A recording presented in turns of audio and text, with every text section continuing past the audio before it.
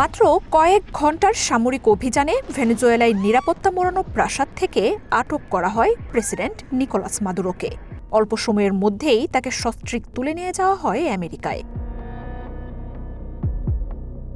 সামরিক সেই অভিযানের পর থেকেই আমেরিকার বাহিনীর রহস্যময় এক অস্ত্র ব্যবহারের খবর ছড়িয়ে পড়ে। সেই অস্ত্র নিয়ে জল্পনা আলোচনা ছিল আন্তর্জাতিক মহলে। রহস্যময় অস্ত্রের ব্যবহারের বিষয়টিকে আরও উস্কে দিয়েছিলেন প্রেসিডেন্ট মাদুরোর নিরাপত্তায় থাকা এক সেনা। ভবিষ্যৎ হোক নিরাপদ, বিনিয়োগ হোক বিশ্বস্ত, আর আমার পছন্দ সল্ট বে। ওয়েলকাম টু সল্ট বে।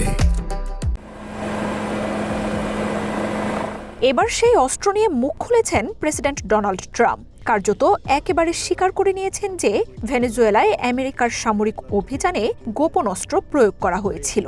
একই সঙ্গে ট্রাম্প এটাও দাবি করছেন এই অস্ত্র এবং এই সামরিক প্রযুক্তি আর কোনো দেশের কাছেই নেই। নিউজ নেশনের এক সাক্ষাৎকারে প্রেসিডেন্ট ট্রাম্প বলেন, আমেরিকা যে অস্ত্র প্রয়োগ করেছে সেটির সম্পর্কে কেউ কিছুই জানে না। সেই অভিযানকে দুর্দান্ত এবং অভূতপূর্ব আক্রমণ বলেও উল্লেখ করেছেন ট্রাম্প। রহস্যময় সেই অস্ত্রটি কি তা স্পষ্ট না করলেও ধারণা করা হচ্ছে সনিক উইপন ব্যবহার করেছিল আমেরিকা। ট্রাম্পকে প্রশ্ন করা হয়েছিল যে অস্ত্রের কথা তিনি বলছেন সেই বিষয়ে নাগরিকদের উদ্বিগ্ন হওয়া উচিত কিনা।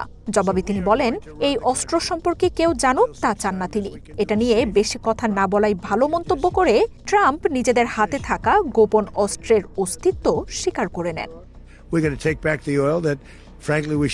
গত ৩ জানুয়ারি ভেনেজুয়েলায় সামরিক অভিযান চালিয়ে প্রেসিডেন্ট মাদুরো এবং তার স্ত্রীকে আটক করে আমেরিকায় নিয়ে আসে সেনারা। মাদুরোর নিরাপত্তায় থাকা প্রশিক্ষিত বাহিনী কার্যত কোনো প্রতিরোধই গড়তে পারেনি। সেখানে থাকা এক সেনা পরে দাবি করেন, সামরিক অভিযান হওয়ার আগ পর্যন্ত কিছুই টের পাওয়া যায়নি। কোনো আজ পর্যন্ত পায়নি প্রেসিডেন্টের নিরাপত্তায় থাকা বাহিনী। সবকিছু স্বাভাবিক ছিল। এরপর হঠাৎ করেই রাডার অকেজো হয়ে যায়। সাথে সাথেই ২টি ড্রোন উড়তে দেখা গেলেও তখনও বোঝা যায়নি পর মুহূর্তে কি ঘটতে চলেছে। এরপরের কয়েক মিনিটের মধ্যেই প্রেসিডেন্টের সেফ হাউসের দিকে ঝাঁকে ঝাঁকে ড্রোন, ৮-১০টি হেলিকপ্টার দেখার কথা জানান তিনি। সেগুলো থেকে নেমে আসা আধুনিক অস্ত্রে সজ্জিত ২০ জনের মতো সেনা নেমে আসার পরই রণক্ষেত্র হয়ে উঠেছিল প্রেসিডেন্টের সেফ হাউস। নিরাপত্তারক্ষীর দাবি, অভিযান শুরুর কিছুক্ষণ পরই জোরালো এক আওয়াজে মাথা ফেটে যাওয়ার অবস্থা হয়। মাদুরোর নিরাপত্তার দায়িত্বে থাকা সেনাদের নাক দিয়ে রক্ত পড়তে থাকে। এরপর এক এক করে মাটিতে পড়ে যেতে থাকেন তারা। গোপন সেই অস্ত্র নিয়ে জল্পনা কল্পনা চললেও বসে নেই রাশিয়া। রুশ গোয়েন্দারা আমেরিকার গোপন এই অস্ত্রের খোঁজে নেমেছেন বলে জানিয়েছে গ্লোবাল টাইমস।